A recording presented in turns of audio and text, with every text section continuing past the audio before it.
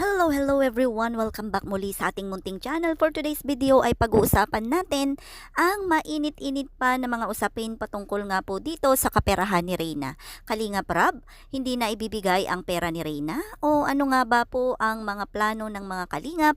At the same time ay patuloy pa rin po ang pangangalampag ng Reyna's community na kung saan po ay sa kanila mainly nanggaling ang pondo or gift na para kay Reyna, na noong 15th birthday ni Reyna po ay umani po si Reyna ng napakaraming blessings na regalo po na pera nga po noong 15th birthday niya.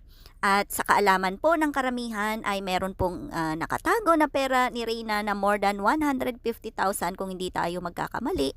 Ay ganun po kalaki ang pera ni Reyna. Kaya naman itong paparating na 18th birthday ni Reyna ay kailangan na po sanang maibalik or maibigay ni Kalingap Rab yun, dahil yun po ang binitawan niyang pangako na once na mag-18 birthday po si Reyna is ibibigay niya rin po, or kung kailan mag-aaral si Reyna. At ngayon alam naman po natin na isang taon na pong nag-aaral si Reyna at gagraduate na nga po ang ating dalaga sa March 9.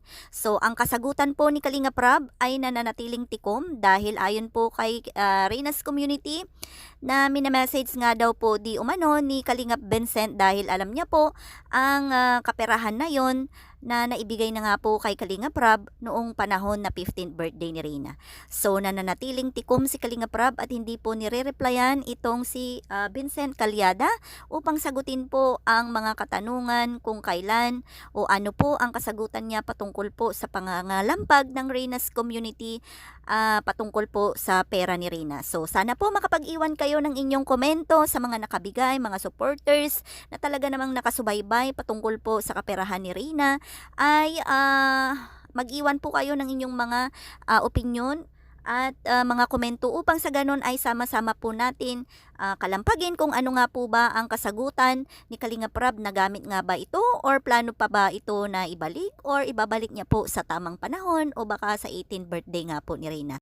At bago natin tapusin ang video na ito, syempre gusto ko munang magpasalamat sa lahat ng mga sponsors pa rin ng ating mga nakaraang pabahay, na ang ating pabahay na more than 1 million nga po sa ating pabahay para po kay Reyna. At ngayon po ay talagang tinatamasa na ni Reyna ang comfortable na buhay dahil po sa nangyaring pabahay po kay Reyna. Shout out kay Ma'am Candy, Tita Juan, and Ma'am Irish, lahat ng Reyna Best Team ever natin at Reyna's community na nakiisa po dito sa ating pabahay. And of course, sa mga magi-sponsor at nagi-sponsor na po sa magiging 18th birthday ng ating dalaga, mabuhay po tayong lahat. At paki-message po ako sa Reyna o Rowena OFW Vlogs sa mga gustong magkaroon ng opinion o mga gustong magbigay ng kanilang mga regalo. At sa mga nag-pledge, maraming salamat po, and may God bless us all. And thank you so much sa mga nag-subscribe at nagla-like and share.